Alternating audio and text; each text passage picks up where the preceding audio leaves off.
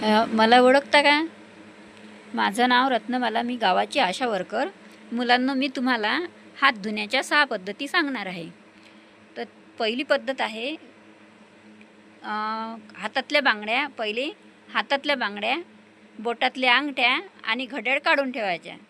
त्यानंतर एका मुलाला किंवा कोणाला तरी हातावर पाणी टाकायला लावायचं. त्यानंतर साबण किंवा लिक्विड लावून हाताचे तळवे एकावर एक घासायचे 10 वेळा. हाताचे तळवे एकमेकावर घासल्यानंतर एका हाताच्या तळव्यानं दुसऱ्या हाताच्या मागून बाजूला घासायचं 10 वेळा. त्यानंतर हाताचे बोटं आहे ते बोटं तळ हाताला घासायचे मागच्या साईडनं दोन्ही हातावर 10-10 वेळा.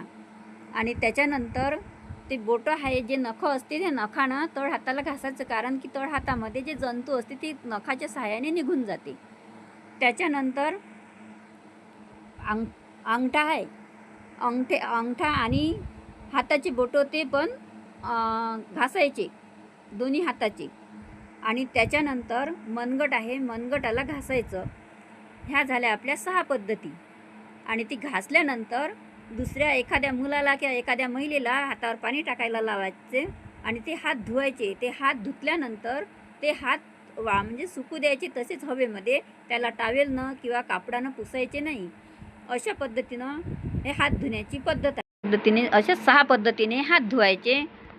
आणि ही प्रत्येक मुलाने घरी जाऊन आपल्या आईला सांगायचं का आई, आम्हाला हात धुण्याच्या पद्धती शिकवली.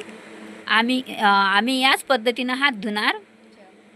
तर समजलं का मुलांनो? हे शिकवलं आपल्याला आशा वर्कर ताईंनी की आपण हात कसे धुतले पाहिजे, त्याच्या स्टेप. आणि तुम्ही अशाच फॉलो करा.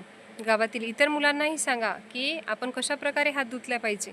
आणि आपल्याला जर हा व्हिडिओ आवडला असेल तर नक्की सबस्क्राईब करा, व्हिडिओला लाईक करा, शेअर करा आणि कमेंट करायला विसरू नका. धन्यवाद. असेच व्हिडिओ आम्ही घेऊन येत आहोत.